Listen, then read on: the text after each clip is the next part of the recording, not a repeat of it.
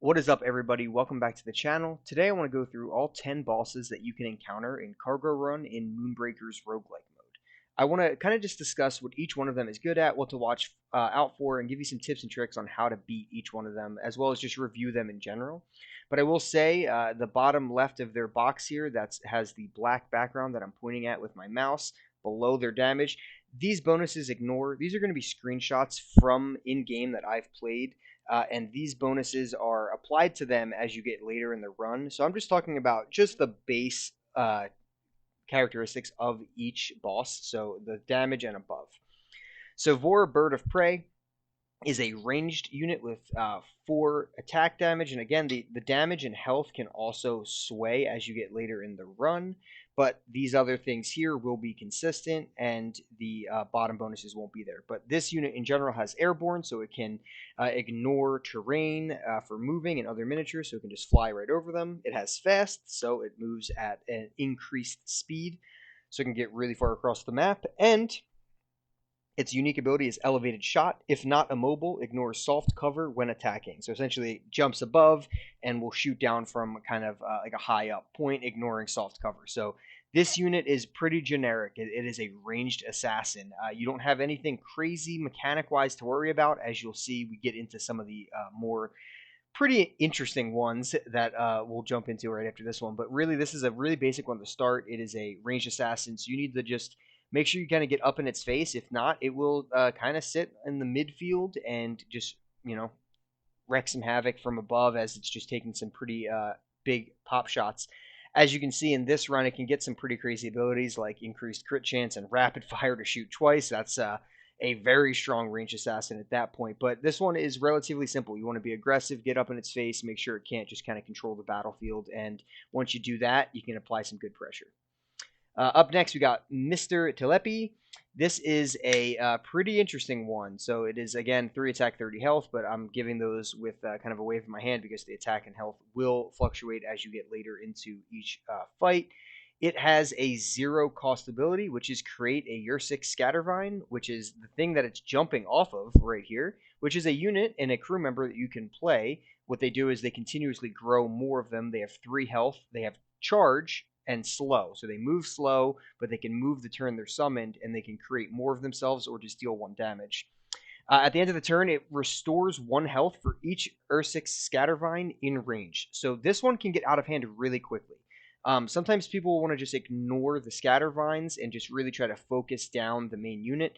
But as the turns get later and later and they have more and more Cinder to spend, they will have a ton of Scattervines on the board. I mean, a ton of Scattervines. It's pretty obnoxious, and they don't follow the six unit limitation in the game has, but they'll have so many Scattervines, which won't be doing a ton of damage. They'll be poking here and there, but they'll be getting in the way, being annoying, and healing the living crap out of Mr. Telepe. They will sometimes heal for up to 7 or 5 health at the end of each turn, which can be really hard to fight through. The other thing is this unit has an okay melee attack, not the biggest worry. They are going to be up in your face, but the biggest worry is that they will summon this horde of Ursix Scattervines as they're summoning other stronger units, and you won't be able to actually chip down this boss here. You'll have to be able to really clear out the Scattervines first, make sure you clear the board, clear the other units, and then focus in on this guy.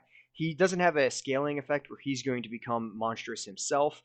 Just his army will become large and large. So you can take your time, make sure to kill the Scattervines, and move on from there. The opposite of that is a unit that will scale himself. So the ECG Overcharge is just that. It's a ranged unit, has Unstable, which has 40% reduced accuracy, so it misses occasionally, especially from far distance. It can miss quite a lot. But for 1, it can actually, it's normally a 2 cost. Right here in the bottom, it says this picture is reducing its ability cost. But normally it's a 2 Cinder cost. It permanently gives an ally plus 2 attack.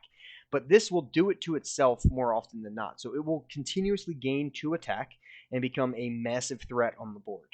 A unit like this, you need to keep other things in its face. Give it other targets to shoot, because the AI in this game isn't the smartest. It's not going to just instantly go for the assassination on your captain.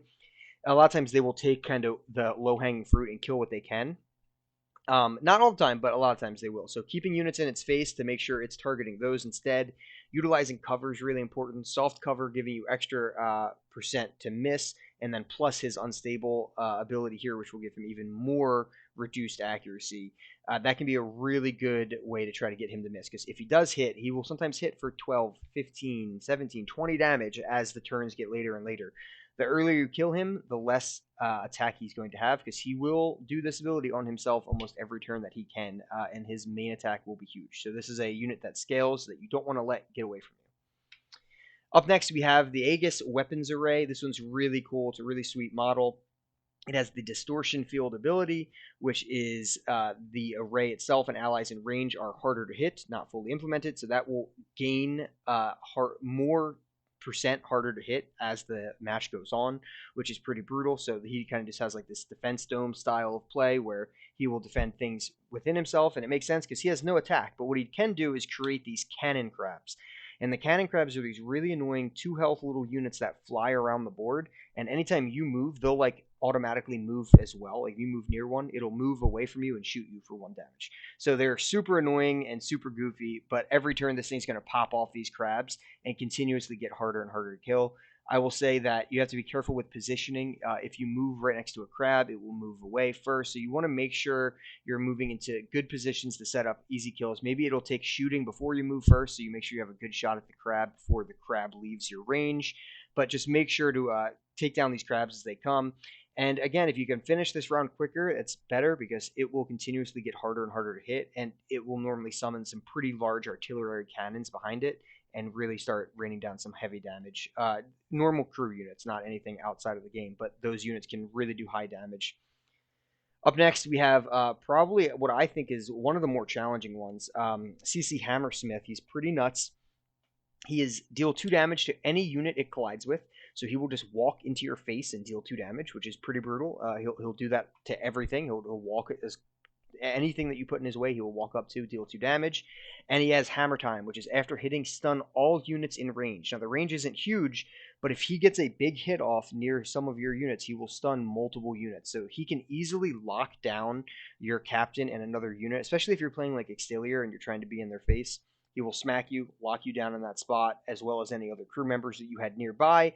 And now you won't even be able to get away. Exterior will be continuously stunned, or whatever captain you have will be continuously stunned every turn because he's going to keep hammering down, and you will have to somehow try to get in there with other units, push him away, give yourself a chance to get your captain back in line, or you can instantly lose a run. So biggest point of advice is don't get near him.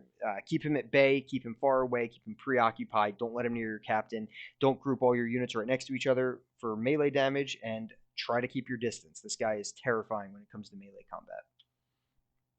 Up next, we have the Acidmaker Matech. Very, very annoying unit here as well.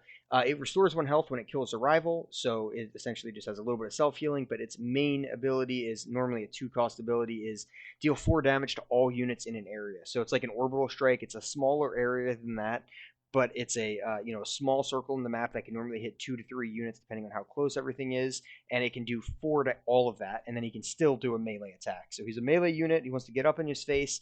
The Spit, the Acid Cloud, isn't a very far range, but it will do heavy damage. So make sure you're keeping your units not grouped together in order to avoid that 4 damage. But also, he will be pressing the charge. He will be moving closer and closer to you every turn because he wants to be doing melee damage as well as spitting. So the best thing you can do here is keep him at bay and not clog your units up. He can do heavy damage, so watch out. Up next is another unit that can do some insane damage. And one of my personal favorites, just so fun to fight against. They are the Laser Squad. It is 3 little robots all together. They may attack 2 extra times per turn, and superheated targets it destroys, deal 3 damage to all units in range. So essentially it kills something, and then whatever it kills turns into a little bomb itself and blows up and deals extra damage. Very annoying, especially when you see later in runs like this thing can get rapid fire from the other abilities.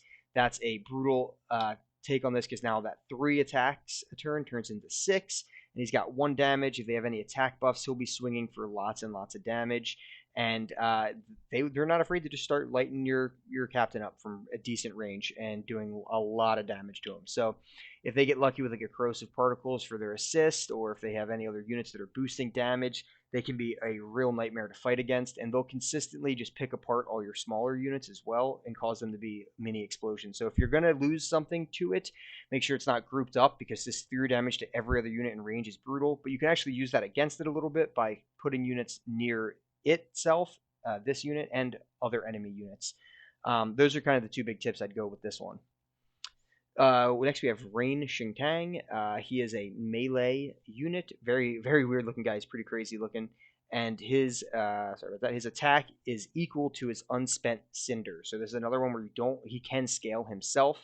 At the end of the turn, he lets it rain, which is each unspent cinder deals 1 damage to a random rival in range of him and in line of sight. So this isn't like unlimited. It's a range around him. You can click on him to see the circle. It's not like a crazy high range, but he will consistently be dealing damage, and his attack will be massive. So if you get to the late turns, he can have 10 attack if he doesn't spend any of his cinder, and then he'll attack for 10, and at the end of the turn, he will deal a bunch of damage to random rivals in range and line of sight. So he is a menace to be up close with, especially later in the round. So main objective here is kill him quickly. If you let him build up, it can be a brutal, brutal time.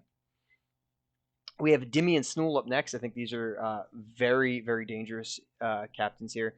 All allies in range are fast when any rival is immobilized. So if he immobilizes anybody, every single unit on his team will get fast, which you have to really be careful for. I suggest clicking on units to see their movement speed and see how far they can move, so you can position yourself outside of melee range units, because he will really, really boost up the speed of all his allies that are in range. So they still have to be kind of close to him.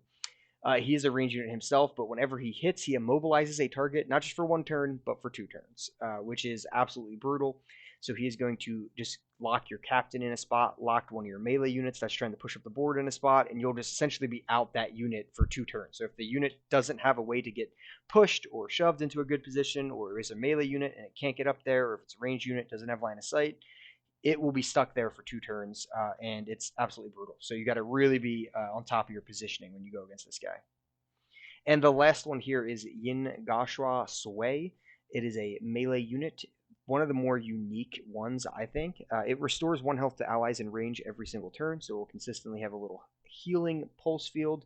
But for 2 cinder most of the time, because of this reduced ability here, it takes control of a damaged rival crew within range. It's a 75% chance. I think this chance actually changes depending on when you face this unit. I could be wrong there.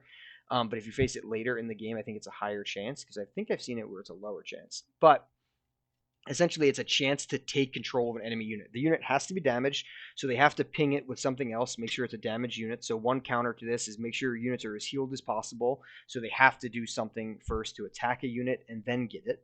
And also, don't put your most expensive things in her face. So if you're putting like a 6-cost unit and you're charging it at her, she can take that over. But if you put a 1-cost unit, charge that out at her, keep your better units in the back, it's more likely she'll take the 1-cost unit, which you can easily deal with. But when she mind controls it, it's not for a turn. It is fully her unit. You'll see its health bar turn red, and the unit is now against you. You have to, I mean, obviously you can just kill this unit to win the game, but if it's a problem, you will have to kill your own unit at that point.